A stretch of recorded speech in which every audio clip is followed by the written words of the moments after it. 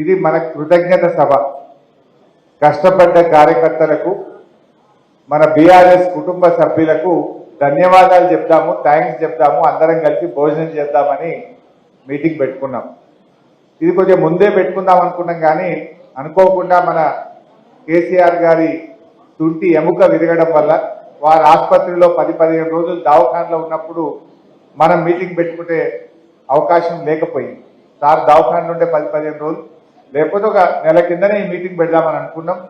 సరే, దురదృష్టవశాత్తు సార్ కాలు విరగడం వల్ల ఈ సమావేశం కొద్దిగా ఆలస్యంగా అయింది. బట్ అయినా ఆలస్యమైనా కూడా చాలా కష్టపడి పనిచేసిన. ఎందుకంటే ఎన్ని కుట్రల్లో మీకు తెలుసు తమ్ముడు, కేంద్ర ప్రభుత్వ కుట్రలు, రకరకాల 2 జాతీయ పార్టీలు ఎన్ని కుట్రలు చేసినా, ఇలా కులాలు మతాలు రకరకాల చిచ్చులు పెట్టినా కూడా అద్భుతంగా పనిచేసి గొప్ప విజయాన్ని అందించిన మా బీఆర్ఎస్ కుటుంబ సభ్యులకు నేను ముందుగా శిరస్సు వంచి నమస్కారం తెలియజేస్తా ఉన్నా. ఈ విజయం మీది, మీ అందరి కష్టం. మీకు ధన్యవాదాలు చెప్తామని ఈ మీటింగ్ పెట్టుకున్నాం తప్ప వేరే ఉద్దేశం లేదు. సో ఇక వేదిక మీద ఉన్న పెద్దలు, సభాధ్యక్షత వహిస్తున్న గౌరవనీయులు ఒంటేరు ప్రతాప్ రెడ్డి గారు, గౌరవ ఎమ్మెల్సీ గారు పెద్దలు యాదవ్ రెడ్డి అన్న గారు, గౌరవనీయులు మన జెడ్పీ చైర్మన్ సోదరిమణి మన రోజా రాధాకృష్ణ శర్మ గారు, గౌరవనీయులు డిసిసిబి చైర్మన్ చిట్టి దేవేందర్ రెడ్డి గారు, గౌరవనీయులు సీనియర్ నాయకులు పెద్దలు భూమిరెడ్డి అన్న గారు, అదేవిధంగా మన జిల్లా గ్రంథాలయ సంస్థ అధ్యక్షులు గౌరవనీయులు ప్రభాకర్ రెడ్డి గారు, తమ్ముడు మాదా శ్రీనివాస్ గారు, రాజమౌళి మన మున్సిపల్ చైర్మన్ గారు, రవీందర్ గౌడ్ మున్సిపల్ చైర్మన్ గారు, గౌరవ ఎంపీపీలు, జెడ్పీటీసీలు, మండల పార్టీ అధ్యక్షులు, సీనియర్ నాయకులు, సర్పంచులు, ఎంపీటీసీలు, కౌన్సిలర్లు, రైతు బంధు సమితి అధ్యక్షులు, ఉద్యమకారులు, వేదిక మీద ఉన్న పెద్దలకు, కింద ఉన్న మా కుటుంబ సభ్యులకు, జర్నలిస్టులకు ప్రతి ఒక్కరికి నేను పేరు పేరున నమస్కారం తెలియజేస్తా ఉన్నా. మిత్రులారా, మా ఎంపీపీ గారు మాట్లాడుతూ చెప్పినాడు, మన సార్ది 45,000 మెజార్టీ కాదు, వాస్తవానికి పోయినసారి కంటే ఎక్కువనే వచ్చింది అని చెప్పింది. చాలా కుట్రలు జరిగినాయి. మన దగ్గర ఎన్ని నామినేషన్లు వేసిందే మీకు తెలియదా? 154 నామినేషన్లు వేసింది. అబ్బాబ్బా, ఎంత రకరకాల కుట్రలు అనుకోరాదు. అన్ని 154 నామినేషన్లు వేస్తే తర్వాత విత్డ్రాయల్స్ తర్వాత మిగిలినవి 47 నామినేషన్. అది ఏమైంది పాపం, 47 నామినేషన్లకు 4 మిషన్లు అయినాయా లేవా? ఒక్క మిషన్ ఉంటేనేమో చక్కగా పోతురు, కారేడుతో చూసి గుద్దుడు. ఈ 4 మిషన్లల్లా నడవచ్చిన వాళ్ళు, కళ్ళు కనబడిన వాళ్ళు, ముసలోళ్ళు, గూనెోళ్ళు, గుడ్డోళ్ళు, రకరకాల పేదలు, వృద్ధులు పాపం చూడలేక దాదాపు 18,750 ఓట్లు చిక్కిపోయింది. 18,750 ఓట్లు చిక్కిపోయింది. అంతేకాదు ఆ రోడ్ రోలర్ గుర్తుకు ఒక 2,200 ఓట్లు రోడ్ రోలర్ గుర్తుకు పోయినాయి. అది కారును పోలి ఉండడం వల్ల ప్రతిసారి మన పార్టీకి నష్టం జరుగుతూ వస్తుంది. ఇన్ని పోయినా, ఇన్ని నామినేషన్లు పడ్డా, ఇన్ని కుట్రలు జరిగిన 45,000 మెజార్టీతో మన సార్లు గెలిపించిన మీ అందరికీ నేను పేరు పేరున కృతజ్ఞతలు, ధన్యవాదాలు తెలియజేస్తా ఉన్నా. చాలా బాగా పనిచేసినారు కార్యకర్తలు. ఇందాక మా మండల పార్టీ అధ్యక్షులు చెప్పిండు, అట్లా ఎన్నో ప్రయత్నాలు జరిగినాయి. అయ్యో, ఓట్లు పెట్టించుడు, గుళ్ళల్లో దొరికించుడు, కథలు చేసింది.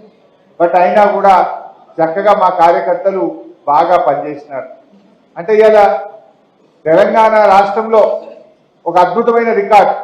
ఇలా గజ్వేల్లో ఒక నానుడు ఉండేది, ఇది ఒక్కసారి గెలిస్తే రెండోసారి గెలవరు, ఊకే మారుడే ఉండే కదా ఇదివరకు.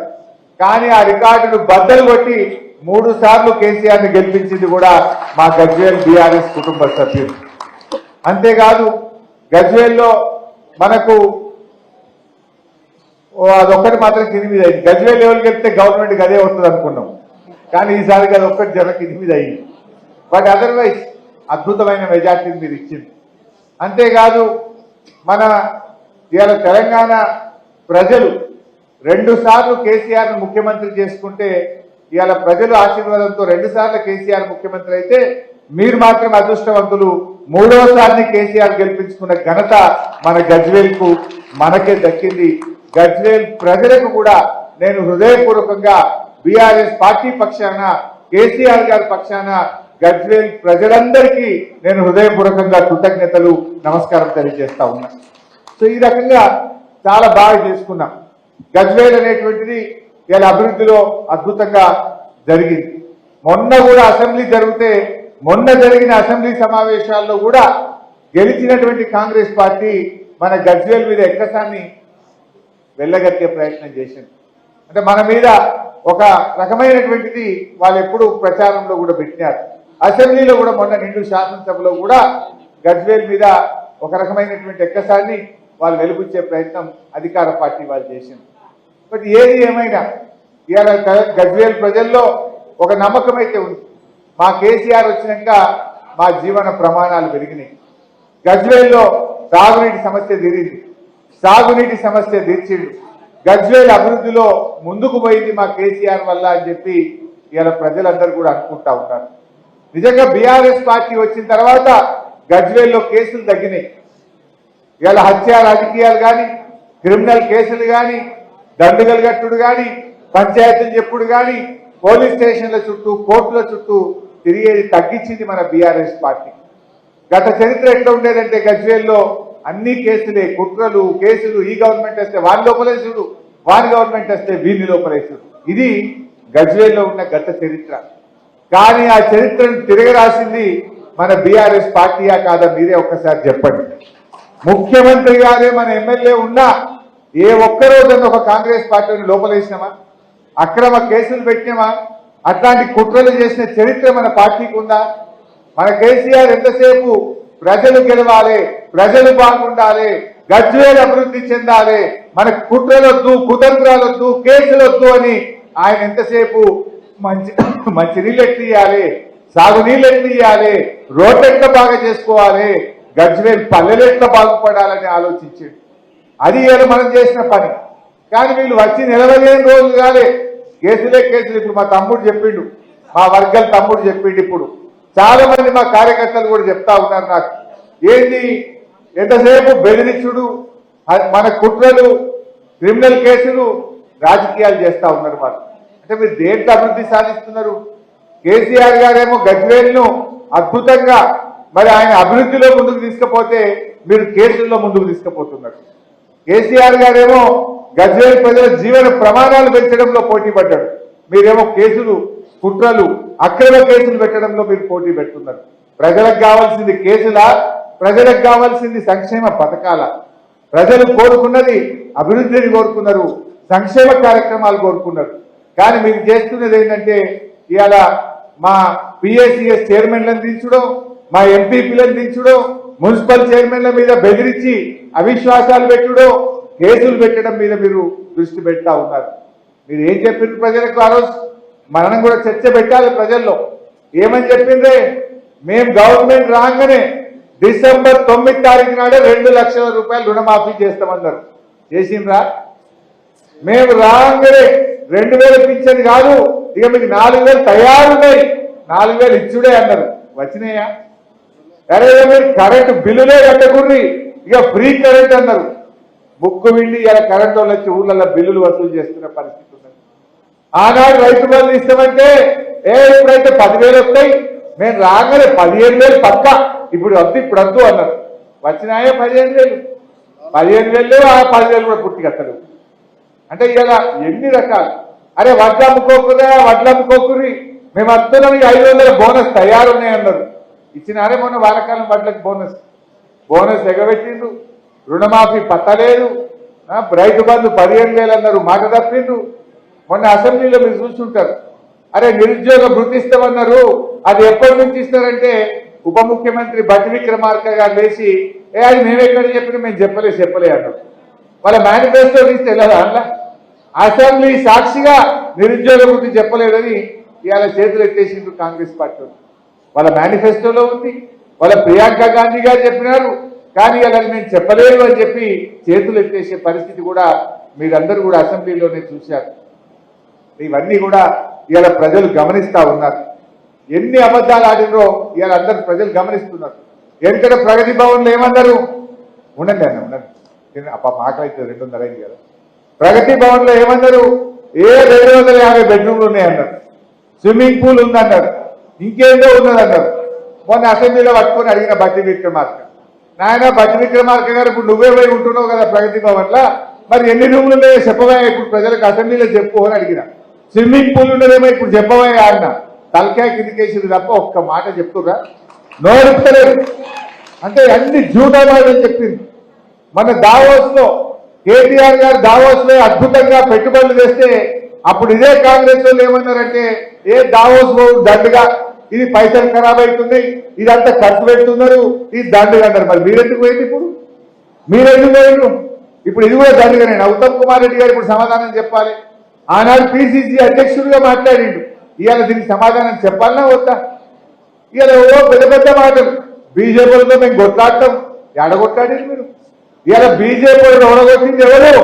బండి సంజయ్ ఓడగొట్టింది బీఆర్ఎస్ పార్టీ, అరవింద్ ఓడగొట్టింది బీఆర్ఎస్ పార్టీ, ఆదిలాబాద్ లో బాబురావు ఎంపీని ఓడగొట్టింది బీఆర్ఎస్ పార్టీ, ఈటల రాజేందర్ గారిని ఓడగొట్టింది బీఆర్ఎస్ పార్టీ, రఘునందన్ రావు ఓడగొట్టింది బీఆర్ఎస్ పార్టీ. అసలు బీజేపీతో కొట్లాడింది బీఆర్ఎస్ పార్టీ కదా. गंदा बात कहलाते जा रहे लोग। कौन हराए बीजेपी को? बीआरएस पार्टी ने हराए।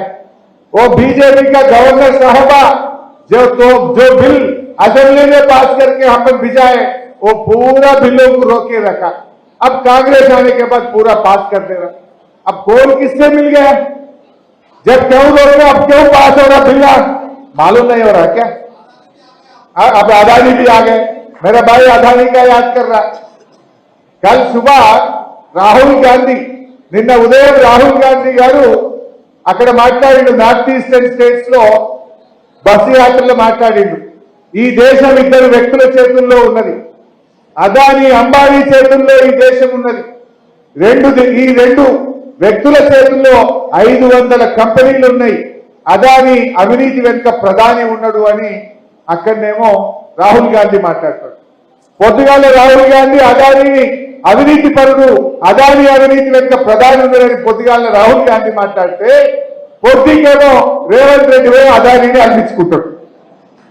మరి ఇప్పుడు ఈ రేవంత్ రెడ్డిని కరెక్టా, రాహుల్ గాంధీని కరెక్టా? ఆయననేమో అవినీతి పరుడు అంటాడు, ఈయననేమో అనిపించుకుంటాడు. ఈయన 12,200 కోట్లకు నేను అగ్రిమెంట్ చేసుకుంటున్నా అని షేక్ హ్యాండ్ ఇచ్చుకుంటాడు. మరి ఇప్పుడు ఇవాళ ఏందనేది మనకు అర్థమైతలేదా? ఇలా బీజేపీ లాంటి మతతత్వ శక్తుల మీద పోరాడింది బీఆర్ఎస్ పార్టీ, సెక్యులరిజాన్ని కాపాడింది బీఆర్ఎస్ పార్టీ, అభివృద్ధిలో ముందుకు పోయింది బీఆర్ఎస్ పార్టీ. కాంగ్రెస్ వాళ్ళు ఏమేమి బీజేపీతో కొట్లాడటమన్నారు. మొన్న పోయింది ఢిల్లీకి, పాలమూరు ప్రాజెక్టుకు జాతీయ హోదా అంటే ఇచ్చేది లేదు పోనన్నారు. మరి కొట్లాడుతురా, పులదండలు వేస్తారు, మెడలు వంచుతామన్న కాంగ్రెస్ పార్టీ వాళ్ళు బీజేపీ కేంద్ర మంత్రుల మెడల్లో దండలు వేయడానికి పోటీ పడుతుండ్రు, పూలదండలు వేసి వాళ్ళని ప్రసన్నం చేసుకునే ప్రయత్నం చేస్తుండ్రు. ఏది మీ పోరాటం అని నేను అడుగుతా ఉన్నా. ఇవాళ ఎవరితో కుమ్మక్కైందో మా తెలంగాణ ప్రజలకు ఇవాళ ఒక విషయం స్పష్టంగా అర్థమైపో వచ్చింది. బట్ ఏది ఏమైనా నేను మీ అందరినీ కోరేది ఒక్కటే, మనం మంచిగా కలిసి పనిచేద్దాం. 24 గంటలు నా తలుపులు గజ్వేల్ ప్రజల కోసం ఎప్పుడూ సిద్దిపేటలో లాగా కలిసే ఉంటాయి. ఎవరికి కష్టం వచ్చినా దయచేసి రండి, నేను ఎక్కడుంటే అక్కడికి రండి, తప్పకుండా మిమ్మల్ని కంటికి రెప్పలాగా కాపాడుకునే బాధ్యత నాది అని చెప్పి నేను మనం చేస్తా ఉన్నా. మా వేదికలో ఏదైనా పెద్దలు చూస్తారు, అదేదైనా కాందుంటే సీదా నా దగ్గర రండి, నేను కాపాడుకుంటా మిమ్మల్ని. ఎవరు అధైర్యపడాల్సినటువంటి అవసరం లేదు. అంత అవసరం ఉంటే ఫోన్ చేయండి, నేనే మీ ఊరికి వస్తా. ఎక్కడ అన్యాయం జరిగితే ఏ పోలీస్ స్టేషన్కి అయినా, ఏ మండలానికైనా నేను వచ్చి మీతో భుజం కలిపి కొట్లాడడానికి సిద్ధంగా ఉన్నా. పోరాటాలు మనకు కొత్త కాదు. మనకు కొత్తనా? నేను అసలు అరెస్ట్ కాని పోలీస్ స్టేషన్ లేదు ఈ తెలంగాణలో. తెలంగాణ ఉద్యమంలో హైదరాబాద్ లో నన్ను పెట్టని పోలీస్ స్టేషనే లేదు. నేను ఓడి పోలీస్ స్టేషనే లేదు. పోలీస్ స్టేషన్లు కొత్త కాదు, ఉద్యమాలు కొత్త కాదు, పోరాటాలు కొత్త కాదు. అరెస్ట్ అయి మెదక్ జైల్లో 4 రోజులు ఉన్న తెలంగాణ ఉద్యమంలో. వీటికి భయపడే పార్టీ కాదు బీఆర్ఎస్ పార్టీ. నేనుంటా, మీరు ధైర్యంగా ఉండండి, అన్నిటికీ మీకు అండగా ఉంటాం. ఎవ్వరూ అధైర్యపడాల్సినటువంటి అవసరం లేదని చెప్పి మా ఉద్యమకారులకు, మా తమ్ముళ్ళకు నేను మనవి చేస్తా ఉన్నా. ఈరోజు అభివృద్ధి కొనసాగాలి. ఇలా గజ్వేల్లో కేసీఆర్ గారు మంజూరు చేసిన ఎస్డిఎఫ్ పనులను, పంచాయతీరాజ్ పనులను, R&D పనులను ఇలా వీళ్ళు ఆగబట్టిండ్రు. చూడండి, కొత్త గవర్నమెంట్ వస్తే ఇంకెక్కువ పనులు లేవాలి, ఎక్కువ పైసలు లేవాలి, ఇంకా బాగా పనిచేసి ప్రజల ప్రేమ పొందాలి. కానీ ఇలా కేసీఆర్ గారు ఇచ్చిన పైసల్ని వాపస్ తీసుకుపోయే ప్రయత్నం చేస్తున్నారు. కేసీఆర్ గారు మంజూరు చేసిన పనులను ఇలా ఆపేస్తా ఉన్నది కాంగ్రెస్ పార్టీ. ఇది ఎక్కడి పద్ధతి అని నేను అడుగుతా ఉన్నా. మీకు చేతనైతే కేసీఆర్ గారు ఇచ్చిన దానికంటే ఎక్కువ డబ్బులు ఇవ్వండి, ఎక్కువ పనులు చేయండి, అట్ట మీకు ప్రజల ప్రేమ పొందండి తప్ప గజ్వేల్లో కేసీఆర్ గారు ఇచ్చిన పనులు ఆపితే మా గజ్వేల్ ప్రజలు తిరగబడతారు, జాగ్రత్త అని చెప్పి నేను హెచ్చరిస్తా ఉన్నా. ఇదెక్కడి సంస్కృతి అండి? ప్రభుత్వాలు ఇంకా 2 పనులు ఎక్కువ చేయాలి, కానీ వచ్చిన పైసలు వాపసు తీసుకుంటారా? ఇచ్చిన పనులను ఆగబడతారా? జరుగుతున్న పనులను ఆపాలని చెప్పేటువంటి ప్రభుత్వం ఎక్కడన్నా ఉంటుందా అని చెప్పి ఈరోజు నేను అడుగుతా ఉన్నా. ఇలా ప్రజలు నేను ఊళ్ళలో పోతే అడుగుతా ఉంటే నాట్లు కమ్మి పడుతున్నాయి అంటున్నారు. చాలా ఊళ్ళలో పోయిన యాసంగిలో పడ్డని నాట్లు ఈసారి పట్టలేవట. పడుతున్నాయా? ఎందుకు పడతలేవు అని ప్రజల్ని అడిగితే ఏమో అన్నా వీళ్ళు కరెంట్ ఇస్తారంటవా, ఏమో అన్నా వీళ్ళు నీళ్ళు ఇస్తారంటవా అని ప్రజల్లో ఒక అపనమ్మకం ఉన్నది. కేసీఆర్ ఉండగా ఏమన్నా రైతు కోసం నీళ్లు ఇస్తాడు, కరెంట్ ఇస్తాడు అనే ఒక నమ్మకం కేసీఆర్ గారి మీద ఉంది. కానీ అది రాష్ట్రంలో చూస్తే పోయిన యాసంగి కంటే ఈ యాసంగిలో సాగు విస్తీర్ణం తగ్గుతా ఉంది. నేను ప్రభుత్వాన్ని కోరుతా ఉన్నా, దయచేసి రైతుల్లో విశ్వాసాన్ని పెంచండి, రైతుల్లో నమ్మకాన్ని కలిగించండి, రైతులకు సాగునీరు అందించండి, రైతులకు 24 గంటల నాణ్యమైన కరెంట్ ఇవ్వండి, రైతులకు వెంటనే రైతు బంధు విడుదల చేయండి, రైతుల్లో ఆత్మవిశ్వాసం పెంచాలని చెప్పి నేను ప్రభుత్వాన్ని డిమాండ్ చేస్తా ఉన్నా. ఎందుకు మరి సాగు విస్తీర్ణం తగ్గుతా ఉంది? పోయిన యాసంగికి ఈ రోజుకి ఎంత సాగు విస్తీర్ణమైందో, ఇప్పుడు ఈ రోజు ఈ సంవత్సరం ఈ యాసంగికి ఎంత సాగు విస్తీర్ణమైందో వివరాలు ప్రజల ముందు పెట్టాలని చెప్పి కూడా నేను ప్రభుత్వాన్ని కోరుతా ఉన్నా. మరి తగ్గితే ఎందుకు తగ్గుతా ఉంది దాన్ని మీరు అర్థం చేసుకోండి. రైతుల్లో ఆత్మవిశ్వాసాన్ని పెంచండి, సాగు విస్తీర్ణం పెరిగే విధంగా ప్రభుత్వం కృషి చేయాలని చెప్పి కూడా నేను ఈ సందర్భంగా కోరుతా ఉన్నా. అదేవిధంగా ప్రతాపన్న ఇందాక నాతో మాట్లాడుతూ అన్నారు, అన్న ఒకసారి మనం కేసీఆర్ గారితో కూడా మీటింగ్ పెట్టుకుందామని అన్నారు. నిన్ననే మన కేసీఆర్ గారు వాకర్ వదిలిపెట్టి స్టిక్ పట్టుకొని నడవడం స్టార్ట్ చేసినారు. ఇంకొక 10-15 రోజుల్లో ఆయన నార్మల్ అయిపోయి మన గజ్వేల్ క్యాంప్ ఆఫీస్కి వస్తారు. తప్పకుండా మీ అందరితో కూడా ఒక సమావేశం ఏర్పాటు చేపిస్తా, లేదా మనమే సార్ దగ్గరికి పోదాం. అందరికీ కూడా ఒకరోజు ప్రత్యేకంగా గజ్వేల్ నియోజకవర్గానికి టైం పెట్టుకొని అందరం కూడా సార్ ఒక 10-15 రోజుల్లో మంచి కాగానే ఆ సమావేశం కూడా ఏర్పాటు చేసుకుందామని కూడా నేను కార్యకర్తలందరికీ కూడా ఈ సందర్భంగా తెలియజేస్తా ఉన్నా. ఇకపోతే లోకల్ బాడీ ఎన్నికలు, ఎంపీ ఎన్నికలు కూడా ఉన్నాయి. రేపు ఎప్పుడు ఎంపీపీ, జెడ్పీటీసీ, సర్పంచ్, ఎంపీటీసీ ఎన్నికలు వచ్చినా, కౌన్సిలర్ ఎన్నికలు వచ్చినా మేము తప్పకుండా మీకు అండగా ఉంటాం. అన్ని రకాలుగా సహాయ సహకారాలు అందించి దగ్గరుండి బీఆర్ఎస్ కార్యకర్తల్ని గెలిపించుకుంటాం. మీరెవ్వరు కూడా అదే చెప్పడాల్సిన అవసరం లేదు. అఫ్కోర్స్ అప్పటికి అసలు ప్రజలే మీకేస్తారు. ఇప్పుడు ఇలా కర్ణాటకలో నిన్న మొన్న రిపోర్ట్లు ఏమొస్తున్నాయంటే ఆడ 5 గ్యారెంటీలు అమలు అవుతలేవు. 6 నెలలు అయిపోయింది. 6 నెలలు అయిపోయే వరకు ప్రజలకు అన్ని విషయాలు అర్థమైపోయి ఇలా పూర్తి యాంటీ కాంగ్రెస్ ఉంది కర్ణాటకలో. రేపు ఎంపీ ఎన్నికల్లో ఆడ దాదాపు 3 వంతులు ఇలా కాంగ్రెస్ పార్టీ ఓడిపోతుంది అనేటువంటిది ఇలా వార్తలు వస్తా ఉన్నాయి. మన దగ్గర కూడా ఒక 6 నెలలు ఏడాది అయితే మనని యాడ్ చేసుకుంటారు ప్రజలు. బీఆర్ఎస్ కార్యకర్తల్ని లోకల్ బాడీ ఎన్నికల్లో అద్భుతమైనటువంటి విజయాన్ని ప్రజలు అందిస్తారు. ఇప్పుడు ఏంటంటే వాళ్ళకి కొద్ది రోజులు టైం ఉంది కదా, ఇంకా 100 రోజులు కాలే కదా, ఇంకా జర టైం ఉంది కదా, జర టైం देखेंगे అన్నట్టు నడుస్తుంది. बाद में क्या बोलते, 100 दिन के बाद क्या बोलते, कुछ नहीं बोल सकते, लोग उनके पीछे पड़ जाते. సో ఆ రోజులు ఎక్కువ రోజులు లేవు. బట్ అయినా కూడా రేపు మన ఎంపీ ఎన్నికల్లో కూడా కార్యకర్తలు అందరం కూడా కలిసిమెలిసి పనిచేద్దాం. నాకు తెలిసి మెదక్లో 7 ఎమ్మెల్యేలకు 6 ఎమ్మెల్యేలు మనమే ఉన్నాం. అద్భుతమైన విజయాన్ని మనం సాధిస్తాం. ఆ మెదక్ కూడా అంత 9-10 వేలలోనే పోయింది. నాకు తెలిసి మన బ్రహ్మాండమైనటువంటి మెజార్టీతో మన మెదక్ ఎంపీ స్థానాన్ని ఖచ్చితంగా మనం గెలిపించుకుందాం, నిలబెట్టుకుందామని కూడా నేను కార్యకర్తలందరినీ కూడా కోరుతా ఉన్నా. అదేవిధంగా మల్లన్న సాగర్ నుంచి, కొండపోచమ్మ సాగర్ నుంచి నీళ్లు ఇవ్వాలి. పోయినసారి మా బూరుపల్లెలు గట్టిగా సీటి కొడితే అక్కడ గేట్ లావట్యం, అవునా కాదా అన్న? బాయిలలో నీళ్లు గుంజుకపోతున్నాయి, బోర్లలో నీళ్లు గుంజుకపోతున్నాయి, నీళ్లు వదులు హల్దీ వాగుల తూప్రాన్ వాళ్ళు ఒక్క ఫోన్ కొడితే గేట్ లావెట్టాం తూప్రాన్ హల్దీ వాగుల మనోహరాబాద్ లో నీళ్లు వచ్చినాయి. రాలేదా? కూడెల్లిలో నీళ్లు రాలేదా? అంటే ఇలా చరిత్ర తిరగరాశం. నీరు పళ్ళ మెరుగు అంటే నీళ్లను మీదికెక్కించి చూపించిండు మన కేసీఆర్. 3 సంవత్సరాలు ఎండాకాలంలో మన చెక్ డ్యాంలలో మత్తడి దుంకిచ్చినాం.